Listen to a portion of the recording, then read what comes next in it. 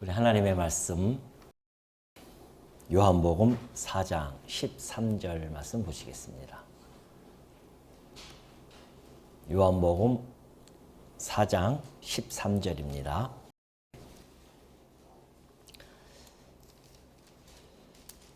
예수께서 대답하여 이르시되 이 물을 마시는 자마다 다시 목마르려니와 내가 주는 물을 마시는 자는 영원히 목마르지 아니하리니 내가 주는 물은 그 속에서 영생하도록 솟아나는 샘물이 되리라.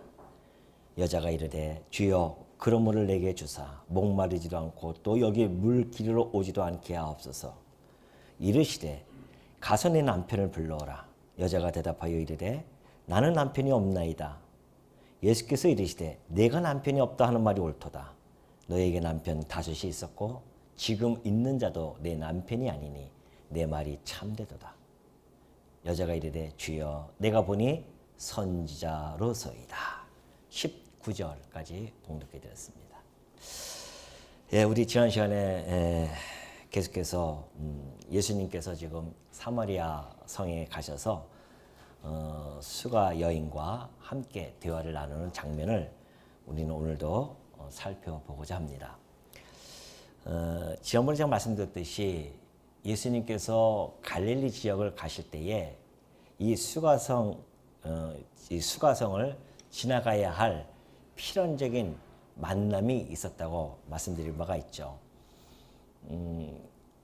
모든 만남이 그렇습니다. 특히나 우리 예수님께서는 하나님의 아들로서 이 땅에 오셔서 그가 한 걸음 한 걸음 내딛는 그 발자취는요, 엄청난 의미를 함축하고 있습니다.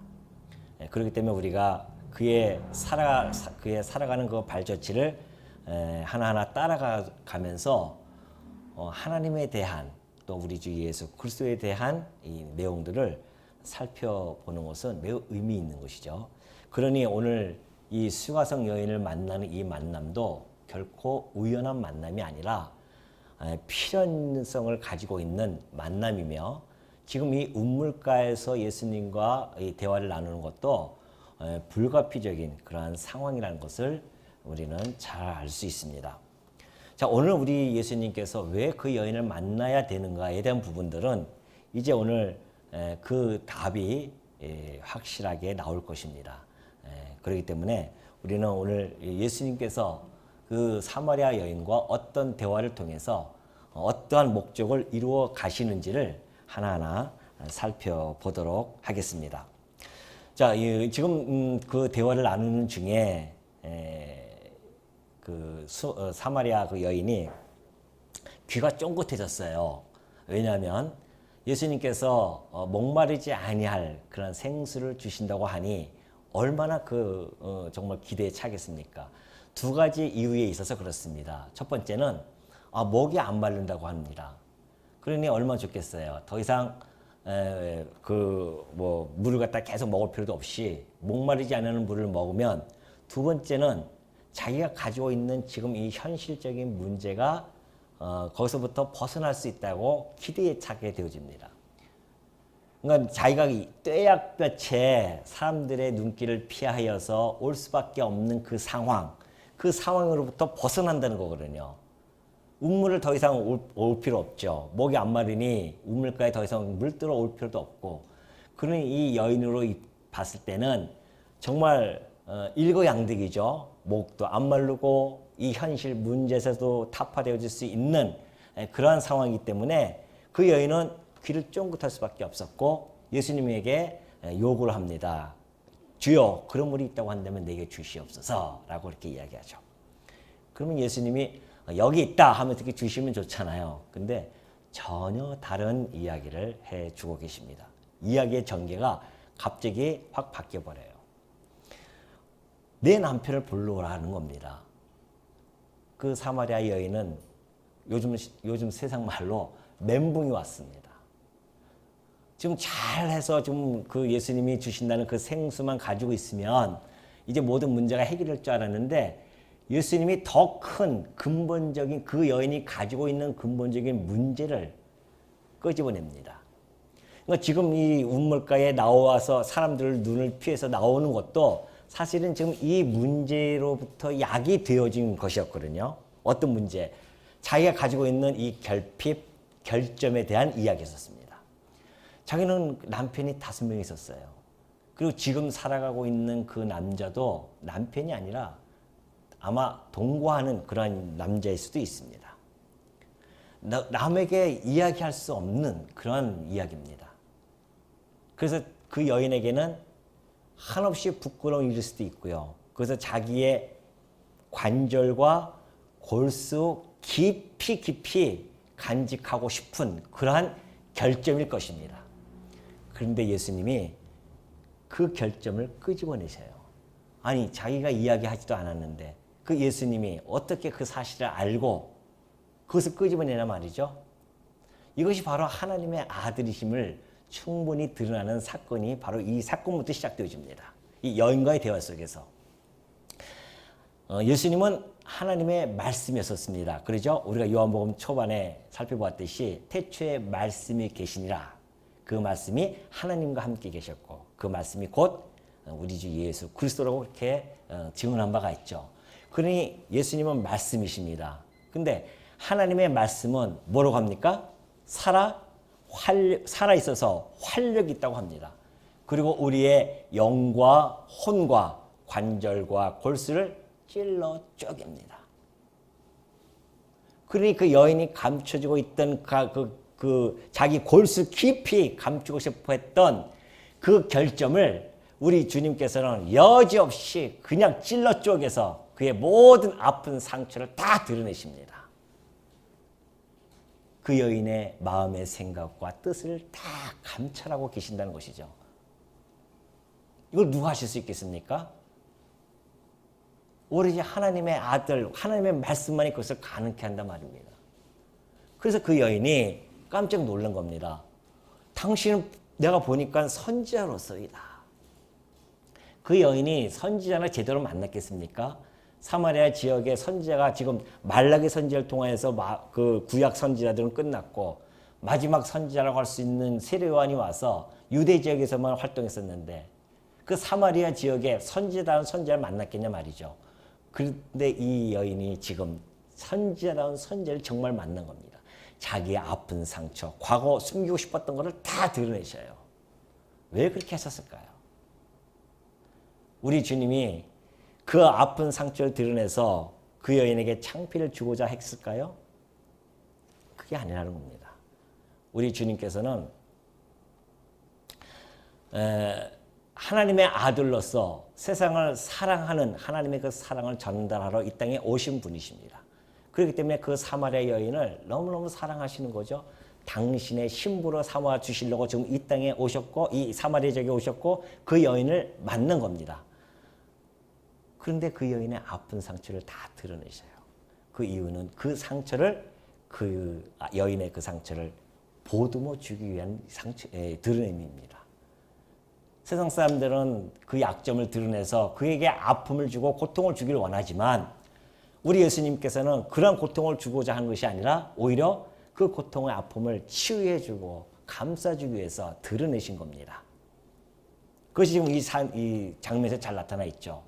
왜냐하면 우리 주님이 그걸 다 드러내시고 너 왜 그렇게 살았니? 라고 그렇게 대답하지 않는다는 겁니다.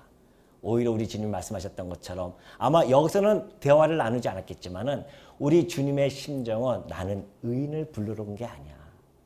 나는 너 같은 죄인을 부르러 이 땅에 왔다. 그러니 여러분 제가 지난번에도 말씀드렸지만 저는 그래서 너무너무 좋습니다. 저는 여러분들에게 밝힐 수 없는 저의 아픈 상처가 있습니다.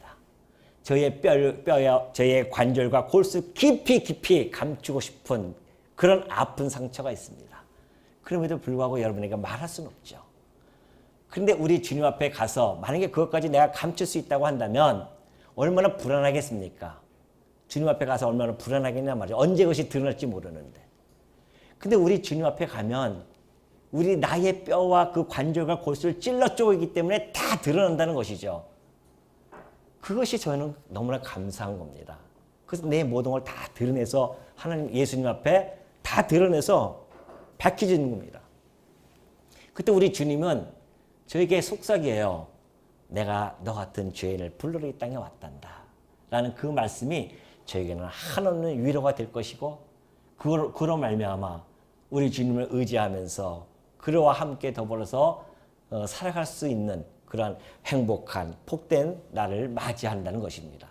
우리 주님께서도 지금 이 사마리아 여인에게 그러한 상황을 전개해 주려고 지금 그의 아픔을 다 끄집어 내게 되죠. 우리 주님은 그렇습니다. 우리의 연약함을 결코 동정하지 못할 뿐이 아닙니다. 우리의 연약함을 너무도 잘 알고 계십니다. 그래서 오신 거거든요. 우리의 연약함을 만약에 우리 주님께서 그래서 육신의 몸을 이 땅에 오셨고 우리의 연약함을 직접 체감하시면서 그래서 우리를 동정해 주시는 그런 우리 주님이기 때문에 우리 주님 앞에 그 하나님의 그 사랑 앞에 우리가 나서서 우리의 모든 것을 다 드러낼 수 있다고 하는 것은 너무너무 행복한 일이 아닐 수 없습니다. 자, 그러면서 이제 그 선지자로 그렇게 보입니다. 그러고 나서는 근데 오히려 이 여인은 또 다른 대화를 주제를 끄집어냅니다. 우리 조상들은 이 산에서 예배하였는데 당신들의 말은 예배할 곳이 예루살렘에 있다 하더이다 그래요. 우리 조상은 이 그리심산에서 예배를 드렸었는데 유대인들은 자꾸만 예루살렘에서 예배 장소가 있다는 겁니다. 갑자기 이 여인이 뜬금없이 이 이야기를 예배에 관한 이야기를 왜 꺼냈을까요? 아까 얘기했듯이 이 여인은 너무나 아픔, 결핍과 결점이 있는 자였었습니다. 어디서 위로받겠습니까? 사람들한테 위로받을 수가 없죠. 오히려 손가락질을 당하는 그런 상태에 있었기 때문에 그는 사람들의 눈을 피하여서 떼역볕에 물을 길러 올 수밖에 없는 상황에 놓여 있는 여자였었습니다. 그의 유일한 탈출구가 하나 있었는데 그것이 바로 예배였었습니다. 그래서 그는 산에 올라가서 그리심산에 올라가서 예배를 드리면서 자기의 그 아픔을 그 예배 속에서 토해냈던 그런 여인이었습니다. 그러니까 이 정통성에 대한 이 예배에 대한 정통성은 그 여인에게는 매우 중요한 관심사였다는 것이죠. 자기는 지금 가서 모든 걸 다 털어내고 있는데 만약에 그리심산에서의 예배가 그건 헛것이야라고 만약에 그것이 판명이 나면 자기는 어디 가서 그걸 자기의 그 결점에 대한 그 위로를 어디서 받겠냐 말이죠. 예루살렘에 갈 수는 없잖아요. 예루살렘에서는 이미 이방인의 뜰은 다 부패되어져 있고 뿐만이 아니라 사마리아에는 받지도 않아요. 상종도 안 하기 때문에. 그런 상황에 있는 그 여인. 그러니 오로지 그 예배에 참여하여서 자기의 모든 걸 다 토로할 수 있는 곳이 그걸 아니겠습니까? 과거에 우리 어머님 때가 50년 전이죠. 한 50년 전에만 해도요. 교회에 여성 성도가 꽉꽉 찼었습니다. 왜 그런지 아십니까? 그때는 정말 그 밑에 지하라든가 교회에서 부르짖고 통성기도를 할 때였었습니다. 그러니 시집에 와서 시집살이가 있었죠. 남편은 무심하죠. 그리고 자식들은 속썩이죠. 어디 가서 하소연하겠습니까? 아마 그때 당시에 많은 분들이 우울증에 많이 걸렸을 겁니다. 그런데 교회 나오신 분들이 아마 우울증이 그나마 덜 걸렸을 거예요. 왜냐하면 나와서 예배 시간에 막 기도하고 부르짖고 울고 막 그랬었잖아요. 거기서 다 해소가 되어지는 거거든요. 그리고 나면 속이 후련합니다. 그리고 집에 돌아와서 또 살다가 또 일주일 후에 교회 와서 그래서 금요일마다 수요일마다 나와서 그렇게 예배 부르짖으면서 기도했던 그 이유가 그런 면도 있거든요. 그것처럼 이 사마리아 여인이 지금 이 상황에서 그래서 벗어나고자 싶은 그런 생각에 오로지 유일한 탈출구가 예배였었는데 예배의 정통성, 시비에 걸려 있는 겁니다. 그리고 마침 선지자가 자기가 봤을 때는 선지자인데 자기가 최대의 관심사였던 그 예배에 대해서 이야기가 나옵니다 말입니다. 근데 여러분 지금 이 여인이 얘기했던 이것이 여기서 예배를 드려야 됩니까? 예루살렘에서 예배 드려야 됩니까? 라고 하는 이 말에는 역사적인 배경이 있습니다. 그 배경을 쫓아가면은 아브라함 때까지 올라가야 됩니다. 아브라함이요. 창세기 12장 6절에 보면 이렇게 돼 있어요. 아브라함이 그 땅을 지나 세겜 땅 모래 상수리나무에 이르니 그때에 가나안 사람이 그 땅에 거주하였더라. 여호와께서 아브라함에게 나타나 이르시되 내가 이 땅을 내 자손에게 주리라 하신지라. 자기에게 나타나신 여호와께 그가 그곳에서 제단을 쌓습니다. 세겜 땅이에요. 그래서 아브라함이 처음으로 하나님께 약속을 받으면서 갈대아 우르에서 가나안 땅에 들어갑니다. 그리고 그곳에서 처음으로 제단을 쌓은 곳이 바로 세겜 땅이었어요. 그리고 나서 야곱도 마찬가지입니다. 야곱도 33장 18절에 보니까 야곱이 밧단 아람에서부터 평안히 가나안 땅 세겜 성읍에 이르러 그 성읍 앞에 장막을 치고 거기에 제단을 쌓고 그 이름을 엘로헤 이스라엘이라고 불렀더라. 이 야곱이 이제 삼촌 집에서 나와가지고 에서 형을 만나요. 그래서 잘 해결이 되어집니다. 평안한 마음으로 세겜 땅에 들어가서 제단을 쌓았다는 이야기죠. 야곱도 거기서 쌓아요. 그러니까 야곱은 이스라엘의 열조이고 아브라함은 이스라엘의 시조입니다. 사실은. 그렇기 때문에 그 시조와 열조가 드렸던 예배를 드렸던 곳이 바로 세겜 땅이었습니다. 그것뿐만이 아니에요. 유대인들, 이스라엘 백성들이 애굽에 들어가서 나올 때에 모세가 출애굽시키지 않습니까? 그래서 요단 동편 땅에 씁니다. 그래서 마지막 그 가나안 땅을 바라보면서 모세가 여호수아에게 신신당부하는 내용이 거기 나오죠. 신명기 11장 29절을 보면 내 하나님 여호와께서 내가 가서 차지할 땅으로 너를 인도하여 들이실 때에 너는 그리심산에서 축복을 선포하고 에발산에서 저주를 선포하라. 여호수아에게 꼭 그렇게 생신당부합니다. 그래서 여호수아가 그 땅에 들어가요. 그래서 들어가고 나서는 그 땅에 그리심산과 가나안 땅의 그 에발산에서 새로운 율법의 예배를 선포하라는 것이죠. 그래서 들어가서 그 율법을 새롭게 하는 그 예배에 대한 선포를 합니다. 여호수아가 8장 30절 보면 그러죠. 그때 여호수아가 이스라엘의 하나님 여호와를 위하여 에발산에 한 제단을 쌓습니다. 그리심산에서는 축복을 갖다가 복을 선포하고요. 너희들이 이러한 율법을 잘 지키면 하나님께서 복을 주실 것이고 이러이러한 일을 범하면 저주를 할 것이다 라는 것을 각각 선포합니다. 그리고 에발산에다가 제단을 쌓았어요. 저주를 선포하는 곳에 제단을 쌓는 것은 의미가 있죠. 왜? 제단에서 죽는다고 하는 것은 저주를 받아서 죽는 것을 의미하기 때문에 그러니까 에발산에서 제단을 쌓습니다. 그래서 여호수아가 마지막 고별 죽을 때 고별 설교를 했던 것도 이 바로 세겜 땅에서 설교를 합니다. 그뿐만이 아니에요. 이제 바벨론에서 유대인들이 바벨론에 갔잖아요. 바벨론에서 다시 돌아옵니다. 그래서 성전을 재건합니다. 성전 재건할 때 사마리아인들이 와서 우리도 함께 그 성전 재건에 참여하게 해달라 그럽니다. 그래서 함께 참여해서 성전을 지면 자기네들도 거기 가서 예배를 드리고 싶은 마음이 있었던 겁니다. 그런데 유대인들이 단호하게 거절합니다.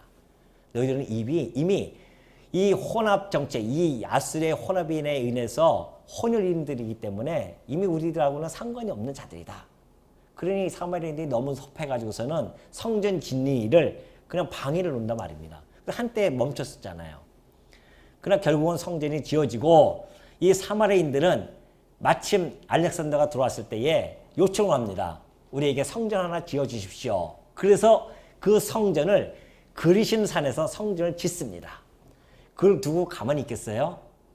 그래서 유대인들이 독립전쟁을 통해서 독립기간이 있었잖아요. 그것을 이제 마카비 왕조라고도 하고 하스몬 왕조라고도 하는데 그 하스몬 왕조의 요한 힐카누스가 그 꼴을 못 본 거예요. 그래서 그리심산에 쳐들어와서 그 성전을 다 회파시켜버립니다. 그래서 흔적만 남아있는 겁니다. 여러분 우리 지난 제가 보내드리는 영상 보시면 그리심산에 제사를 드리잖아요. 그 흔적만 남아있는 것이었습니다. 그러니까 예수님 당시 때도 그런 흔적만 남아있고 여전히 지금까지도 존속되어져서 그 사마리아인들은 거기서 제사를 드리게 되는 것이죠. 사실 그렇기 때문에 이 사마리아인들 입장에서는 이 예루살렘에 대한 그 정통성보다는 자기네들이 그리심산에서 예배를 드리는 정통성을 부여하려고요. 그들은 모세 오경 외에는 인정을 하지 않습니다. 나머지는 다 인정 안 해요. 모세 오경만 인정하는데 그 모세 오경을 가지고 출애굽기 20장하고 신명기 5장에 보면 십계명이 나오지 않습니까? 그 밑에다가 뭘 하나 기록합니다. 첨가를 합니다. 그래서 하나님께서 거룩한 산, 이 그리심 산에서만 예배를, 이곳을 거룩하게 했기 때문에 이곳에서만 예배를 드려야 된다. 그러니까 이곳에다 제단을 쌓고 제사를 드려야 한다는 규정을 집어넣습니다. 그래서 그 모세오경을 사마리아인들은 사마리아 오경이라고 그렇게 이야기하거든요. 자기네들만 가지고 있는 오경이 되어졌습니다. 근데 그들은 그래서 그걸 보면서 이 그리심산에서 예배가 정통성이 있다고 이야기하는 것이고, 유대인들은 뭔 소리냐 그러면서 이 예루살렘을 예배의 정통성이라고 이야기하는 겁니다. 이런 역사적 배경이 있습니다. 예배에 대해서. 그러면 이 세겜의 역사적 주제를 보면 뭐겠습니까? 예배입니다. 그죠? 세겜 땅의 역사적인 주제는 예배였었어요. 물론 일반 역사가들이 봤을 때는 다르게 보겠죠. 그러나 우리가 성경에 있는 우리 계시적인 관점으로 봤을 때는 그 세겜 지역은 예배입니다. 그 주제가. 왜냐하면 이스라엘 백성들의 예배의 기원이 바로 이 세겜입니다. 그죠? 아브라함이 처음으로 예배 드렸던 곳이었고, 그들의 열조인 야곱이 드렸던 예배 장소였고요. 그리고 애굽 땅에서 나와서 가나안 땅에 입성한 그러한 유대인들이, 이스라엘 백성들이 그 땅에서 여호수아가 함께 그리심산과 에발산에서 예배를 드렸던 곳이었습니다. 그러니까 얼마나 유서가 깊은 이야기입니까? 지금 유서가 깊은 장소였죠. 그곳에 예수님이 지금 찾아오신 겁니다. 왜 찾아왔을까요? 왜 왔을까요? 그곳에서 드디어 그 예배의 기원지에서요, 구약적 예배의 종결과 신약적 예배의 도래가 왔음을 선언하는 선포식이 바로 오늘 이 본문에 나타나는 역사적인 현장이었던 것입니다. 이게 보통 사건이 아니에요, 지금. 구약적 그 모든 2000년에 흘러왔다는 그 구약적 예배의 종결 시기, 종결에 대한 선언 시기에 오늘 이 예배, 이 세겜 땅에서 울려 퍼지는 겁니다. 수많은 사람들을 모아놓고 하는 것이 아니에요. 가장 연약한 그 세겜 여인을 앞에다 놓고 지금 구약적 예배의 종결과 신약적 예배의 시작을 알리는 그 선포식이 오늘 이 본문 4장에서 이루어지는 놀라운 역사적인 현장입니다. 얼마나 의의가 있습니까? 예배의 기원이 되어졌던 그러한 장소에서 예배의 종교를 선포합니다. 그리고 나서요, 그 여기서 선언식을 해요. 그리고 예배의 본진이라고 할 수 있는 예루살렘에 가서 십자가에서 죽으심으로 말미암아 그 예배의 구약적 예배의 종결식을 고합니다. 그래서 우리 주님이 이 세겜 땅에 오신 이유가 거기에 있습니다.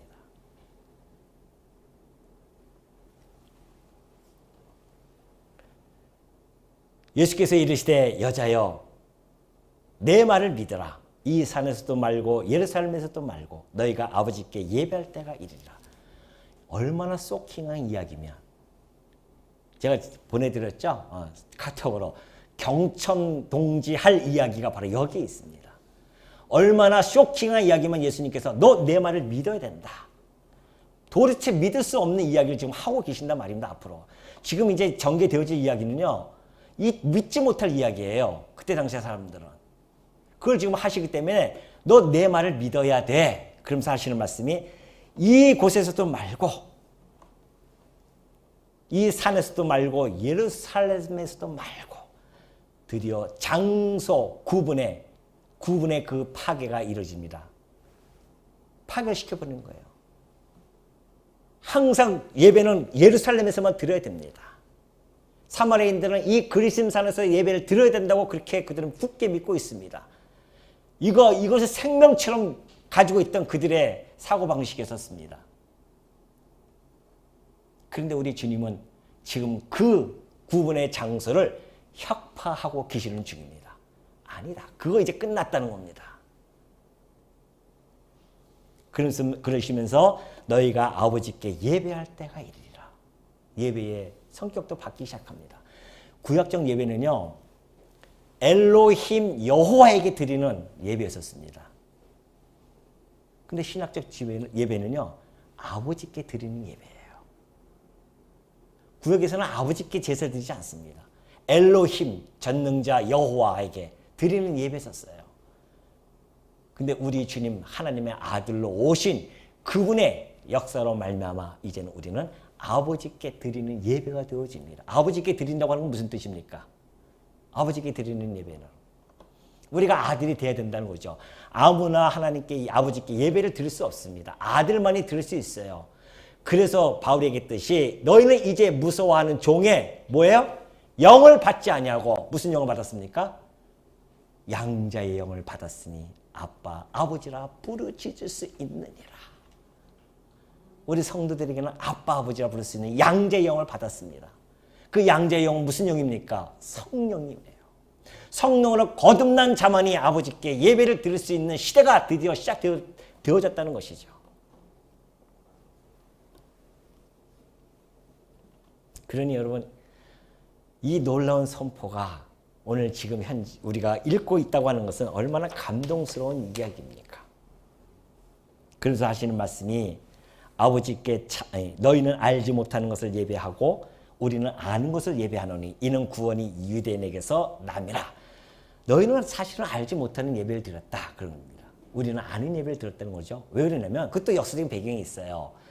이제 솔로몬까지 거슬러 올라가야 됩니다. 솔로몬 때 이 지혜로운 왕이 얼마나 미련해졌으면 1000명이나 넘는 처첩을 두고요. 그때 이방인들 신을 모셔다가 산당에서 제사를 지내는 이 엄청난 일을 범합니다.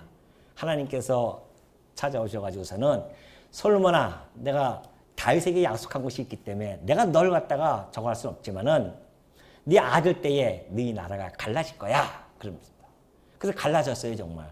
그래서 솔로몬의 아들 르호보암은 남유다를 차지하고 그리고 솔로몬의 부하였던 여로보암은 북이스라엘을 차지합니다.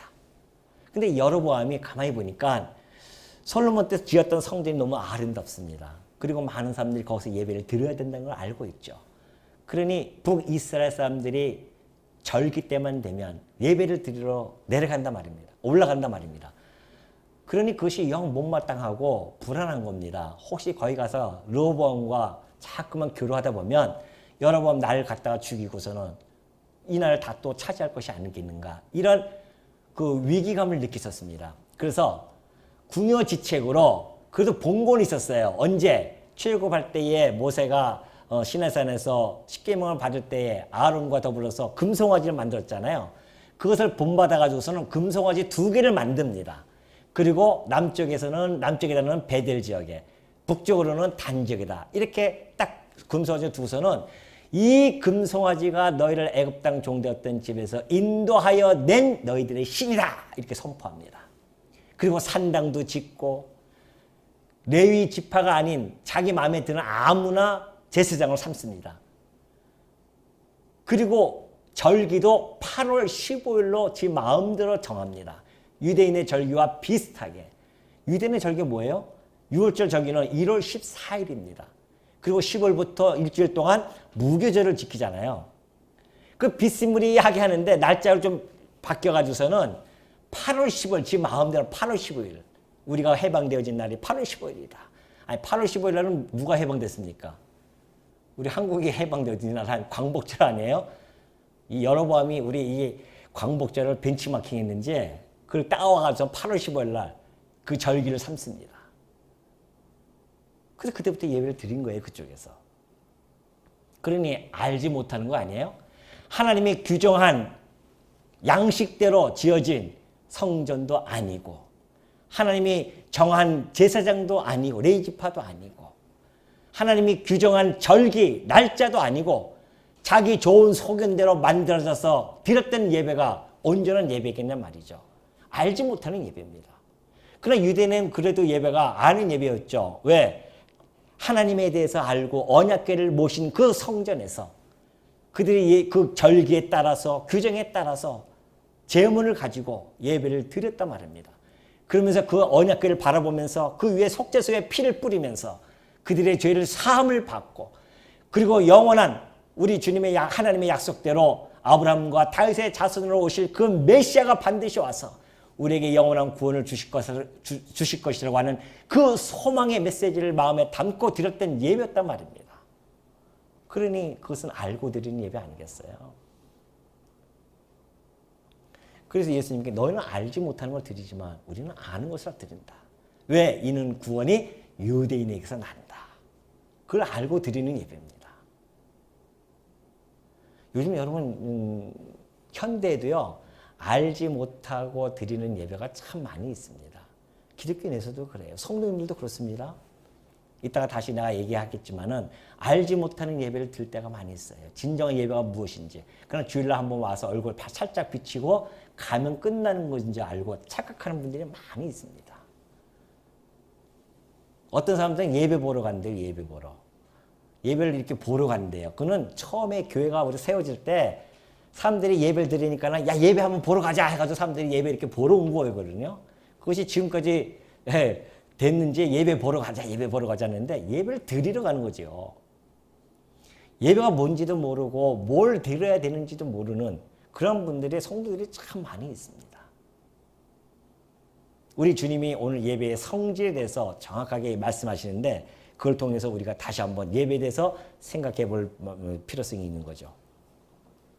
자, 그러면서 이제 그 23절 보니까 그래요. 아버지께 참되게 예배하는 자들은 예배 성질에서 정확하게 말씀해 주십니다. 영과 진리로 예배할 때가 오나니 곧 이때라. 아버지께서는 자기에게 이렇게 예배하는 자들을 찾으시느니라. 하나님은 영이시니 예배하는 자가 영과 진리로 예배할지니라. 그랬습니다. 아버지께 참되게 예배하는 것이 도대체 뭘까요? 그것이 바로 영과 진리로 예배할 때라는 겁니다. 근데 그때가 왔는데 바로 이때라. 지금 내가 왔다는 것이죠. 왜? 아버지께 드리는 이제 구약적 예배는 주로 하나님께서 정하신 규정되어진 절기에 따라서 규정되어진 그 제물을 가지고 규정되어진 제사장에 의해서 규정된 장소에서 드려야 됩니다. 구약적 예배는 그렇게 드려요. 근데 그 모든 예배는 사실은 실체적인 예배에 대한 모형과 그림자적인 예배였었습니다. 이제 실체이신 우리 주님이 오셨단 말이죠. 그래서 참 성전이신 예수 그리스도께서 그 안에서 드려지는 그 예배가 진정한 이제 예배가 시작되어지는데 이것이 바로 영과 진리로 드려지는 예배입니다. 영은 뭘까요? 영으로 드려지는 예배가. 아까 얘기했죠? 아버지께 드려지려고 한다면 뭐예요? 성령으로 거듭난 성령을 받아서 거듭난 그래서 아버지를 아버지라 부를 수 있는 하나님을 그렇게 부를 수 있는 자들 성령으로 거듭난 자들이 진리가 뭡니까? 우리 주님 오셔서 뭐라고 합니까? 나는 곧 길이요 진리니 그러잖아요. 그러니까 진리 곧 그리스도로 말미암아 드려지는 예배가 신학적 예배입니다. 성령으로 거듭난 자들이 예수 그리스도로 말미암아 드려지는 그 예배. 그래서 참 성전 안에서 그리스도 안에서 참 성전이신 그리스도 안에서 드려지는 예배. 참 제물로 오신 그 예수 그리스도를 드려지는 예배.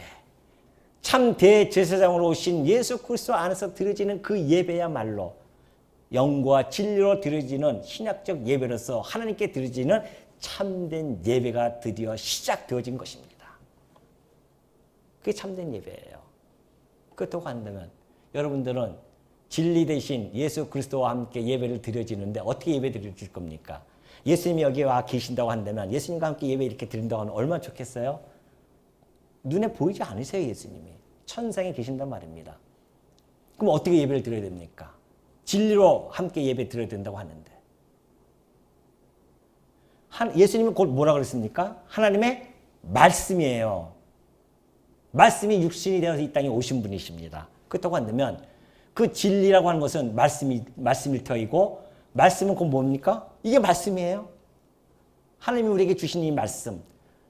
이 성경이 내게 대하여 증거한 것이다. 우리 주님만 말씀하셨으니 이 성경이 곧 진리이신 예수 그리스도에 대해 증거했기 때문에 이 말씀이 예수 그리스도 진리이십니다. 그러니 여러분들이 예배를 드린다고 하는 것은 하나님의 이 말씀을 먹는 삶. 구약적 예배는요. 제물을 가지고 와서 죽이고 그것을 나눠 먹습니다. 그러나 신학적 예배는 우리의 이 진리로 함께 이 말씀을 가지고 살아가는 그 삶. 거룩한 산 제물로 드려지는 그 삶인데 그것이 첫 번째 뭡니까? 바울이 잘 얘기했잖아요. 뭘까요? 하나님의 뜻을 분별하라는 겁니다. 하나님의 뜻을 분별하려면 뭘 가지고 뜻을 분별합니까? 내가 골고루 생각해서 내 사색 속에서 하나님의 뜻을 분별합니까? 아니잖아요. 이 말씀을 가지고 이 말씀이 우리의 생명의 양식이 되어져서 이 말씀을 먹으면서 이 뜻을 이것을 잣대로 가지고 뜻을 분별해야 된단 말입니다. 그럼 이 말씀은 주일날만 와서 이렇게 먹는 겁니까? 아니잖아요. 매일매일 이러한 양식을 우리가 취하면서 하나님의 뜻을 분별하면서 우리에게 주신 믿음의 분량만큼 생각하면서 우리 주 예수 그리스도께서 주신 그 은사의 직분 따라서 살아가는 삶. 이것이 바로 영적 예배란 말입니다. 이것이 신약 예배의 시작이었단 말이죠. 그러니 오늘 우리 주님의 말씀이 이 말씀을 우리가 날마다 상고하고 이 말씀을 받아들이고 이 말씀으로서 내 삶을 가름하고 오늘 이 드려지는 이 공적 예배도 아주 중요한 예배입니다. 이 공적 예배는 신약 우리 초대교회에서 예수님이 올라가시고 나서 제자들에게 성령을 주시고 나서는 그들이 날마다 모이기를 힘썼던 이유가 거기에 있습니다. 이 공적 예배가 왜 중요하냐면 함께 하나님의 생명의 말씀을 같이 나눠서 먹고요. 또한 우리 함께 떡을 떼고 그러면서 그리스도의 지체로서 한 몸인 줄 다시 한번 생각하게 되어지고 다시 깨닫게 되어지고 확인하고 그 안에서 우리가 서로 위로받고 위로해주고 이 좁은 길을 함께 가는 성도들이기 때문에 넓은 길을 가는 자들과 구별되어진 삶을 살기 위해서 함께 모여서 확인하고 또 확인하고요. 서로 세워주고 서로 아껴주면서 살아가는 그 방법. 그러기 위해서 이 공적 예배가 필요한 거 아니겠어요? 그리고 나서 이제 일주일 동안 흩어지면은 하나님이 보내주신 각 처소에서 각 직장에서 이 말씀을 상고하고 내가 지금 이 직장에서 행하는 이 모든 일들이 하나님의 뜻과 부합되어진 삶인지 분별하면서 일주일 동안 살아가는 거 아니겠냐 말이죠. 주님이 주신 그 말씀의 기쁨 속에서 행복감 속에서 은혜의 영광을 찬미하면서 시와 노래로 찬미하는 그러한 삶. 이것이 우리가 드려지는 영적 예배란 말이죠. 이 영적 예배가 시작되어졌음을 우리 주님께서 이제 선포한 것입니다. 그러니 이제는 의식적으로 드리는 그 모든 예배의 유효성도 끝났다. 모형적인 구약적 예배는 이제 끝났다. 여러분 이 선포는요 왜 중요하냐면 제사장이 이걸 선포할 수 있을 것 같습니까? 왕이 이걸 선포할 수 있을 것 같습니까? 선지자가 이걸 선포할 수 있겠냐 말이죠. 예배를 받으실 수 있는 분만이 예배를 제정하시고 예배를 받으실 수 있는 분만이 이런 말씀을 선포할 수 있습니다. 구약적 예배의 종결과 신약적 예배의 도래를 선포할 수 있는 선포식을 하실 수 있는 자격은 하나님뿐이 없습니다. 그러니 오늘 주님께서 이 말씀을 하시는 것은 내가 바로 너희들의 예배를 받았던 성자 하나님이라는 사실을 이곳에서 수가성 여인과 함께 선포되어지는 놀라운 역사적 현장이라는 것입니다. 그러니 이것이 얼마나 우리들에게는 위대한 좀 이 대화가 아니겠냐 말이죠. 우리 주님이 왜 이 예배의 기원이 되어진 이 세겜 땅에 들어가야만 하셨는지 그 필연성과 그 불가피성을 우리는 이 예배에 예수님께서 예배를 선포하는 이 선포식을 통해서 충분히 가늠할 수가 있게 되어진 것입니다. 그러니 여러분 우리 주님이 이제 그 선포되어진 것이 2000년이 흘러온 이 한국 땅에까지 이 영적 예배가 들어와서 우리의 영과 진리로 지금 오늘 이 아침에 드려지는 이 예배가 얼마나 하나님께 감사와 하나님의 영광이 드러나는 이런 시간과 장소가 아니겠냐 말이죠. 이제 드디어 주님께서는 당신의 정체를 밝히실 때가 왔습니다. 왜? 이미 예배에 대해서 선언식을 했기 때문에 예배의 본질에 대해서 예배의 근본에 대해서 선포식을 하시고 그 선포식을 하실 수 있는 자가 바로 메시아 곧 그리스도라는 사실을 밝혀줍니다. 이 놀라운 이야기를 들었던 여자는 묻습니다.